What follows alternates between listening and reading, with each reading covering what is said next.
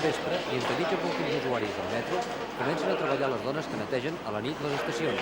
La primera feina que fan és recollir un paper i començar a escombrar les andanes per entre la gent que espera el metro.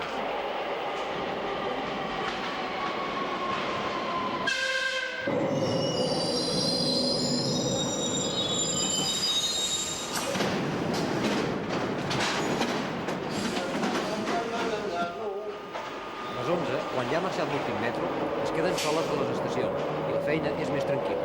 Cada estació la netegen 2 o 3 dones. La tasca diària és escombrar i fer lluent al terra. El terra no es renta diàriament.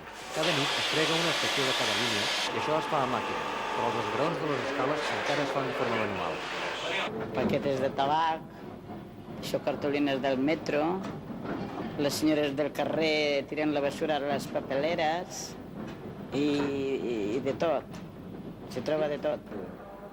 Pues mire, más o menos tabaco, colillas, bolsas de plástico según. Les parets de menys de 2 metres i mig es repassen cada 15 dies, les més altes cada 2 mesos. Les vies es netegen cada 6 mesos i els sostres una vegada a l'any.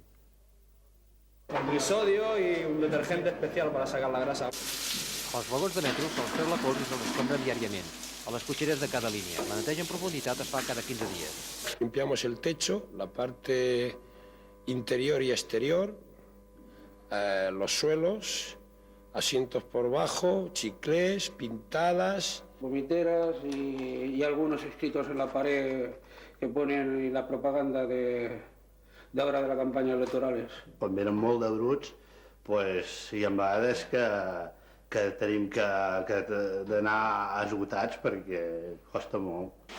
Hi ha 4 unitats de rentat, una per cada línia. En aquestes instal·lacions netegen 5 vagons cada nit entre 5 homes.